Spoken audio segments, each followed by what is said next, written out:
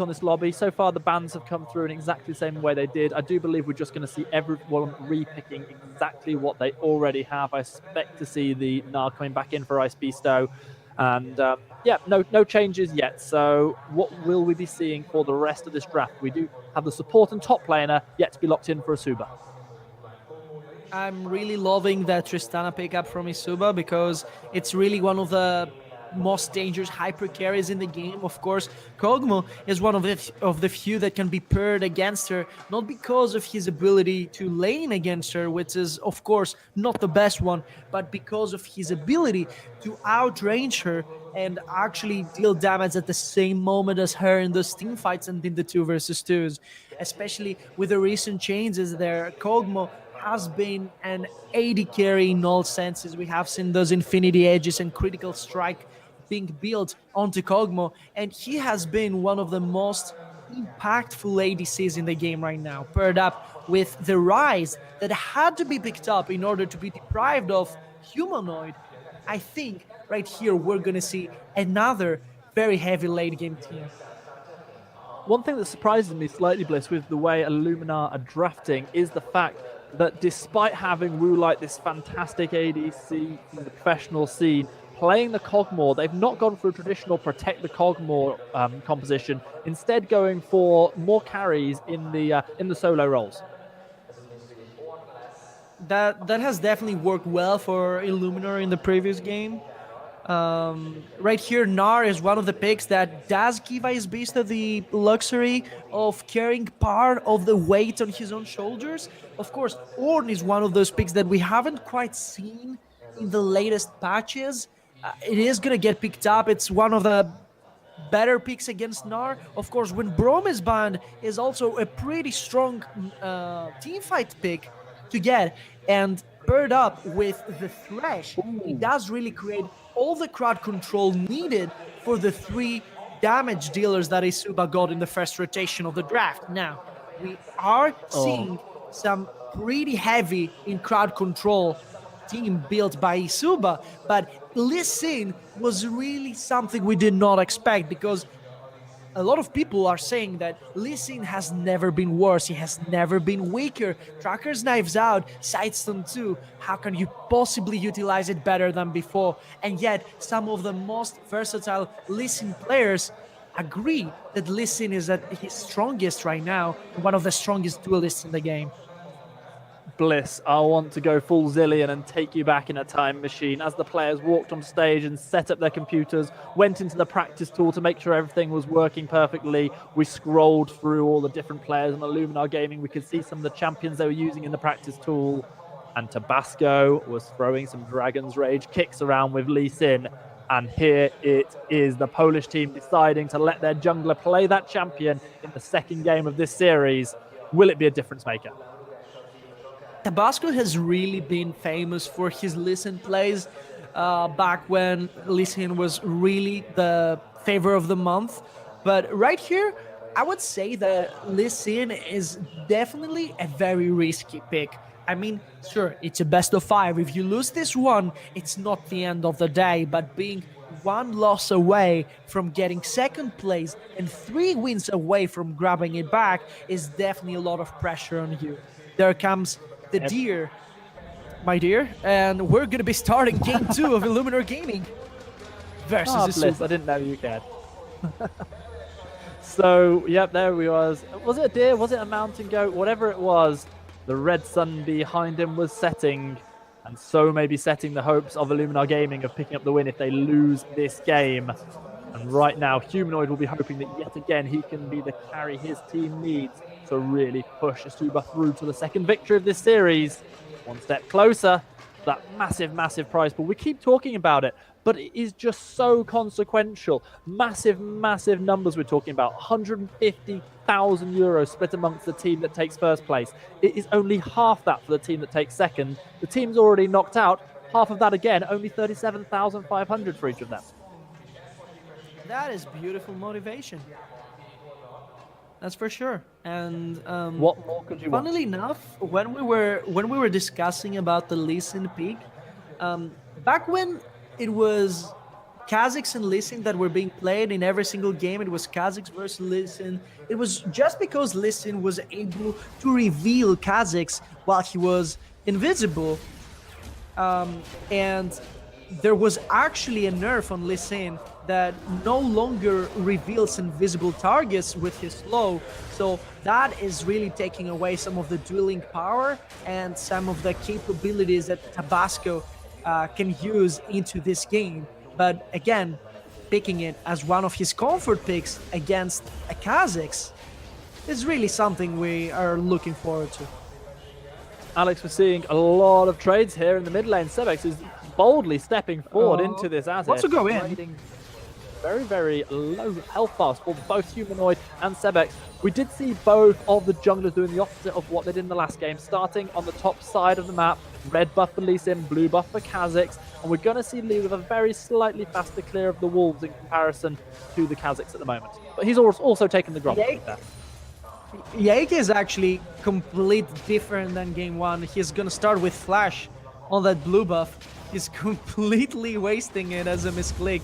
Of course, Illuminar Gaming do not really know that, but it's definitely gonna take away some of the early game power that Yake can actually offer to his teammates, especially around the mid lane, because both Azure and Ryze will be looking for very early advantages to snowball with, and that flash missing from the jungler of eSuba might cost them in the end.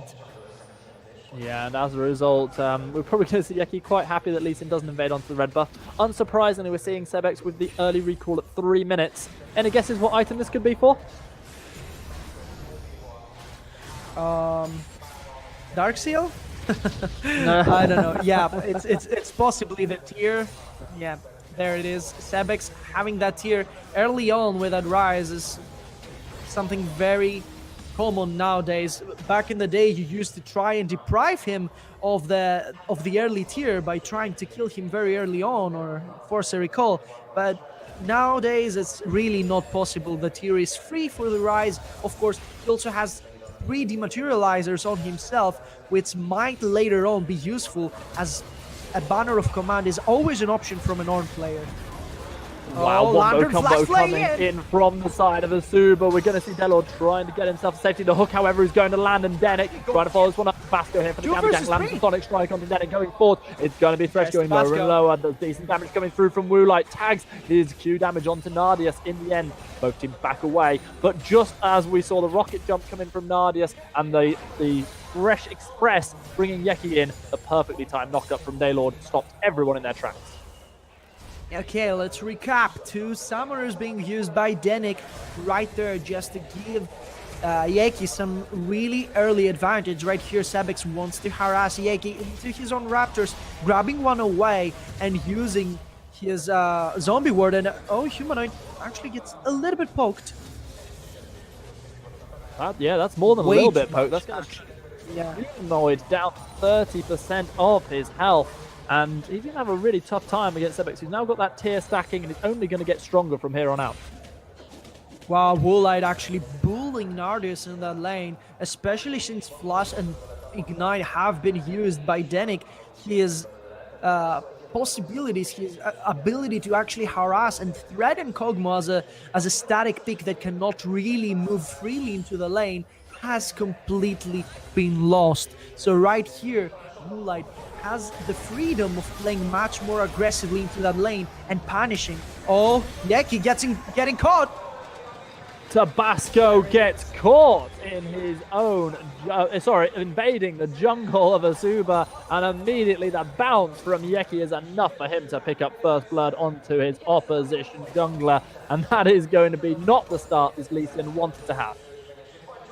And the Humanoid was actually lucky enough to survive with a single digit HP. So that is very lucky from eSuba to happen. Of course, execution was sweet too. Tabasco went in, but unluckily for him, he got spotted by that ward, and Yeki jumping right off him, capitalizing and getting that first kill. Flash from Icebeast, getting himself away from the call of the Forge God. Tabasco is here for backup to the Gnar. He's got himself a really good lead at the moment, Gnar. Icebeast 18 CS up on the Ornn of Trakuthka. whether or not we see that continue or not. I mean, Ornn was the counter pick into this now, so you'd feel like maybe he'd be having a better time with it. Surprisingly, we did see Ice Beaster actually. Oh, yeah, let's take a look at that replay. He gets spotted and immediately everyone jumps on him. Of course, Tabasco gets obliterated and Sebix jumps in, flash cleanse out. And if the Wolves have been started there, if by a miracle there was a single damage being applied onto those Wolves, Humanoid would be part of the past. He certainly would. He, on the other hand, is going to get himself a blue buff and keep his deathless streak alive in this game. Getting himself a little bit of vision down the mid lane. CS very, very even between both mid laners and ADCs. Still only really in the top lane where we see illuminar having a better time with things. As a result, despite giving away first blood, they're only 300 gold behind. Important part of that first blood was also the fact that it actually went to Yaki, who was having no flash, but everyone around the map from Illuminar Gaming was respecting it, especially as Beast on the top side, since he saw that Ornn ultimate, that Call of the Forge God, he instantly flashed out just so he doesn't get bursted by the Kazakhs. And right now, the flash is available. Everyone else from Illuminar Gaming have used their own flashes out of respect of that flash from Kazakhs, and now he is able to go ahead and burst anyone. Yeah, and he's going to look to get into Tabasco's jungle at every opportunity, I feel, using that Void Assault, getting himself, putting decent damage down with the isolation whenever he possibly can. Obviously, both ADCs having completed their first recall, Tristana comes back with that massive sword that she can buy.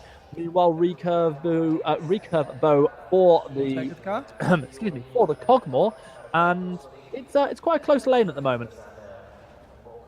Yeah, on the bot side, it is completely even for both ADCs, but Chekuthka actually walks right by two of those wards, actually more than that, into trying to roam over at Sebix, who had no flash and was potentially an easy target, but that very well-positioned vision actually was enough of a warning for Illuminar Gaming to retreat. Right now, the gold is dead even, but we do see eSuba starting an Ocean Drake that is going to be very appreciated by the top laner, Chekuka. Yeah, it might just help him get back into that lane, which is struggling at the moment. Ocean Dragon secured. There's the hook. It lands onto Woolite. Oh. Decent chunk of damage. Gonna have an explosive charge on him, but Tabasco is here for the counter gank. Oh, we're gonna see a fight breaking out here. Woolite looking for the engage. That's a lovely use of the knockup from Daylor. Nordius goes lower, and that's gonna kill for Woolite. ADC plays ADC. Woolite looking for a double. Tabasco takes it away from the Pugmore, but that's not gonna matter because Illuminar Gaming take a big win in the bot lane. Tabasco's presence has been completely felt by eSuba, because right now he might have given up the first blood, but everywhere we have seen action in Game 2, Tabasco was always there. He was there to start the gank on the mid lane, he was there to counter gank bot lane when no one died, and he is again on the bot side to make sure that Danik's aggression will be punished exactly when his flash reclocks, exactly when that flash was again available. He knew Danik would go aggressive on cooldown, and he was there to punish it.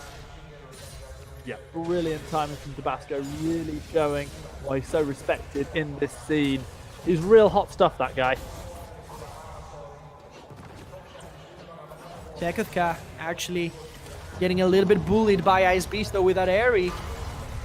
Right He here. might be getting bullied, but There he's got comes the the Call of knockup the Forge onto the God. Gnar, and Yek is there and absolutely leaps Ice Beast though. That was definitely way too optimistic for the team of Illuminar Gaming. And right here, Ice Beast knows he has to actually use that range advantage to apply pressure, try to get his own self ahead in lane. But at this point, by not knowing where Yeki is, by knowing that both top lane and jungle have their flash up, you know you're pretty much playing with fire, and that's exactly the result he's getting. Now only he's gonna respawn, and some of that important gold lead he already had as a result of CS superiority is being lost.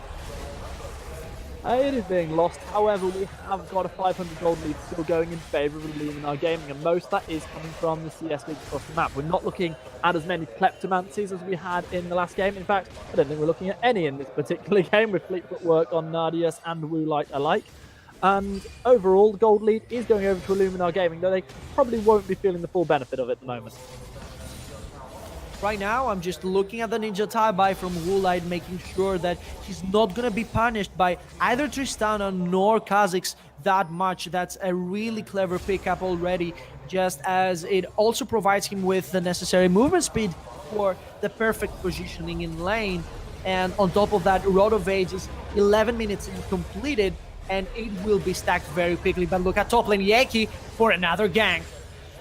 He revisits top lane. He does a decent bit of damage to Icebeasto, but a very nicely timed Gnar is enough to force Yeki and Shaku to come back. And it's going to be no flash burn from Icebeasto. He was safe enough in that Mega Gnar form.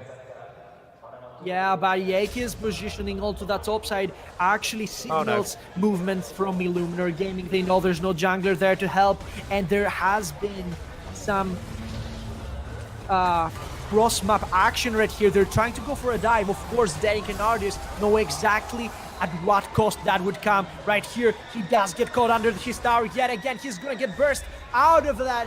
Tekudka is actually tanking there for his jungler. Yeki will be picking up that kill, but at the cost of the tower first blood, which of course is gonna make Woolite super happy.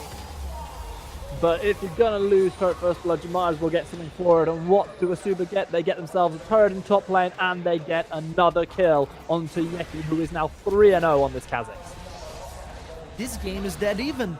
Right here, both teams have equal late game power. Their mid game is pretty explosive with Lee Sin and Kha'Zix. And on top of that, we do see an early game of completely even gold. Right here, it's less than 500,000 gold that Illuminar Gaming are leading with, and of course, against them, they do have an Ocean Drake already completed that will be making Tekudka's laning much easier.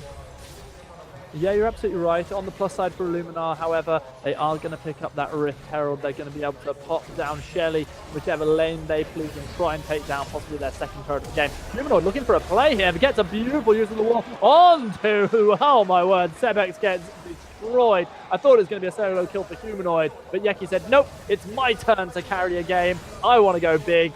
He sends Sebex home. It makes sense. He has already invested in mobility boots. He knows he needs to be everywhere on the map. That extra AD in the early game might be the deciding factor between Tabasco escaping with 5 HP or that tower being completed in one less wave. So right here, the tower on the mid lane is also gonna go down, and eSuba are already looking pretty good with Kha'Zix snowballing 15 minutes into the game.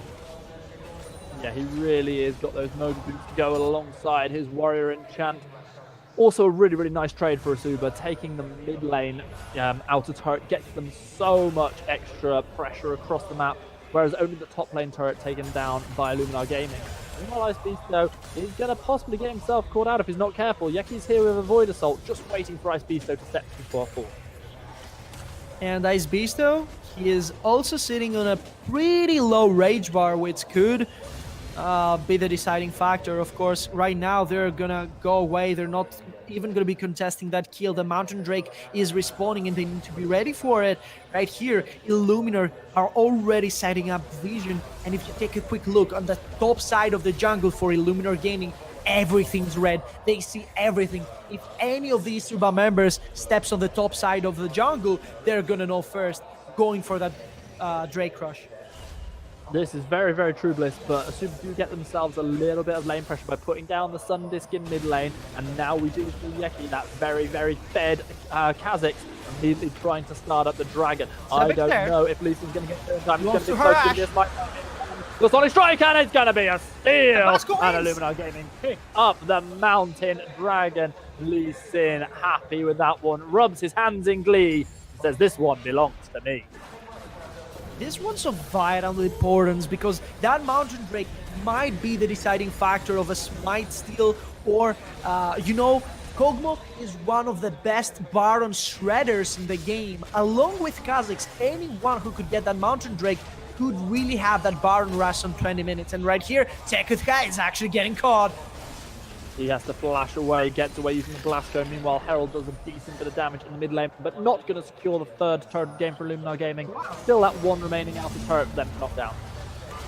That was actually a fight though. pretty... Humanoid tries to dash forward. There's going to be a knocked up on 2 Sebex, but he is well out of trouble at the moment, and he's going to be safe enough. Humanoid almost getting that Emperor's Divide perfectly.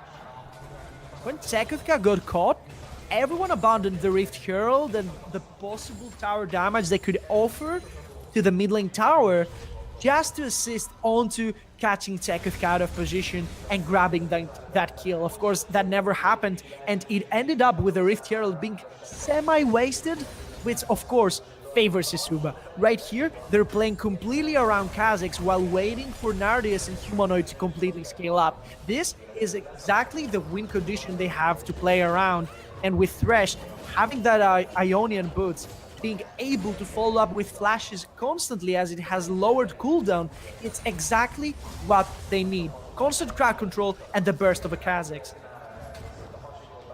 So Bliss, just which of the teams are you more impressed with the current scaling of? Who's got the items at the moment that should a straight out 4v4 or 5v5 breakout?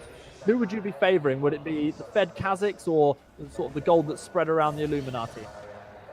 Quite frankly, I'm not underestimating Alisyn's ability to peel for a Kog'Maw, because if you sit on top of your Kog'Maw, if you sit on top of Woolite and wait for Yeki to show up, he's either gonna respect your presence and Woolite will be dealing free damage into those team fights, or he's gonna show up and he's gonna get kicked away into his own death, which of course cannot be allowed to happen. So right now, I'm thinking that Illuminar's ability to peel for Woolite is what shines in the late game.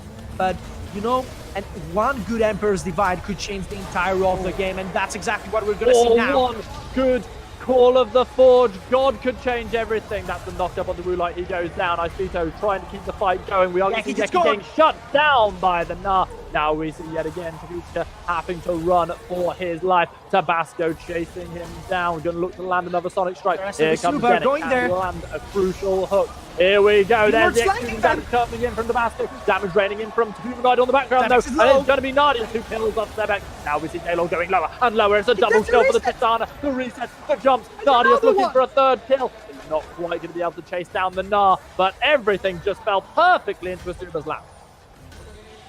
If all that happened 1 minute later, right here, Illuminar would have lost the Baron. Look at this engage, it's beautiful. Woolite gets caught. They know it's a free kill. And now Yeki has a 5th kill onto his own hands. Right here, the question is, can he escape? Ice Beast loses his stun, but there comes the Gnar onto the wall. After that, it's just a 1-for-1, and eSuba have completely lost because they have given away a shutdown, which is worth much more gold. But look at this, D-Lord baits his entire team into a fight that cannot be won because Sebex is playing 2 versus 1 against Nardius and Humanoid, which can only end one possible way. Illuminar Gaming lose this one by 1 kill, but it translates into global objectives and vision all around the map. Yeah, Daylord really leading his team to their doom just there. That's not what you want out of your support player. The Baron is about to be live. A couple more seconds. There it is. A scream comes out of the Baron. He erupts onto the Rift. We saw eSuba take 4 Barons in the last game, Alex. Do you think more Barons lie in their future this game? I think there's going to be much more freedom for them to take risks now that they're leading by 1 win, especially since their team fighting is much better than before. With the Orb being picked up, eSuba will be looking forward to bait fights into that Baron, but they shouldn't really underestimate the ability of Tabasco to steal that Baron, because they lost the Mountain Drake already in a Smite War, and both Kha'Zix with Alisyn are very capable of securing objectives, but you can't really gamble that 50-50, not when you're playing for the championship of V4 and such a huge prize pool. Yeah, completely agree with you. I heard you talking about the Mountain Dragon and the way that getting that bonus damage onto Moonlight would just help him shred through all the neutral objectives. Was it also really, really important to deny eSuba because Nadius, obviously, with that Tristana, already very good at taking down turrets. Actually very good at taking down Barons. This is the bold start. Oh, Yaki. Almost. He could have gone down right there, but it didn't really happen right here. eSuba have a jungler of very low HP, and if the Illuminar Gaming knew that, they would definitely try and force a fight. Luckily for them, it didn't happen, but in 10 seconds from now, the dragon will be spawning, and Yaki is very far away. Alrighty, here we go. Shakuska still trying to get himself back level on CS, but he's going lower and lower. Nah, with the Black Cleaver is going to shred through the armor. Moonlight deciding to start up this dragon immediately despite his jungler not immediately present. Tabasco arrives though, and it looks like it's going to be another smite for the dragon. It's going to be Tabasco who picks up the pieces, but there's the call of the Forge God. There's the knock up onto Moonlight. Again, everything on Moonlight. The Dragon's Rage kick is inch perfect. Tabasco is playing a stunning game so far. That's exactly what we were talking about. It's Tabasco's ability to actually peel for his own ADC that makes Illuminar Gaming monstrous in the late game. Right here, Sebex did not even need to apply pressure or be there for his team. They secured that Drake, they survived that Ornn engage without losing any cooldown at all, apart from the Dragon's Raids. Alrighty, we are nearly at the 23-minute mark. Nah is yet again split, pushing for days down the bottom lane, forcing Ornn to respond to him. That Nah, who is now nearly 40 CS ahead, having an absolute whale of a time, beating down on whatever comes between him and the turret. Is there a Krug I need to kill? Sure, I'll kill a Krug. I'll take some more gold. I'll build up to more items. And Nah is going to be so difficult to deal with in these team fights. Right now, Tabasco is looking really close to that Titanic Hydra, which is, of course, gonna make him much more tanky. Oh, that is so bad for Illuminar. They know what's going on, but look at where Tabasco is. They have absolutely no way of outsmiting them, possibly just going for a fight, but the TP is there. Baron will go down. It belongs to eSuba, and let's see what Illuminar does from now on.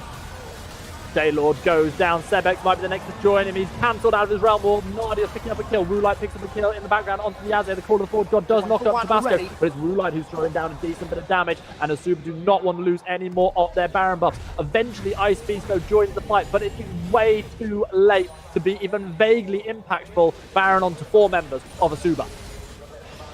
That's again Illuminar Gaming not getting that very desired Baron. Right here, with a perfect rotation from eSuba, they knew Tabasco is miles away. They zone away Alistar. Nadius is actually buster shotting Sebex away from that fight and surviving with his own flash. But in the end, he does end up dead. And right here, the most important thing is who got the Baron buff, because Sebex will not have that Baron buff. And he is one of the most capable split pushers in the game. That Baron buff could have really made a huge difference. Yeah, I think the only member, in fact, I'm trying to work out who was the one member who died on the side of eSuba. Who did they lose the Baron buff on? Humanoid, wasn't it? Yes, Humanoid is buffless, apart from the blue buff he just picked up. That's really not someone you're looking to send alone on a lane. You really need to have Humanoid onto those team fights with his flash and his cleanse, try to absorb those cooldowns without actually dying and applying AoE damage there. Right here, Tabasco is again out of position, and he's gonna get caught out. He is. It looked like Humanoid was caught, but in the end it's Tabasco who dropped him with the sun just eating at Sebex's health. He's going to drop as well. 2 for none in favour of the Baron empowered team, and this could mean a lot of gold going into the pocket of eSuba.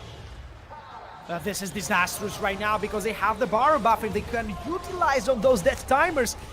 with very severe consequences. Right here, the tier 2 tower, he is gonna go down. Woolite sitting on half of his HP. He understands his incapability of defending that, yet he's here trying to do so. There comes the death sentence, the engage coming in. Three people getting caught, and the eSuba completely annihilating Illuminar Gaming under their own tower. With Shakuka and Danny cleaning up everything. Tabasco is the last monk standing. He's doing his best to try and keep his team's hope alive. Sebex has now respawned. They can be able to keep the inhibitor alive as Nadius did drop during that fight. But in the top lane, Humanoid has rotated well. He's going to be able to pick up yet more gold, both for himself and his team. We're now looking at 5 turrets to 3 in favor of eSuba. They have got themselves a 4,500 gold lead, seemingly out of nowhere.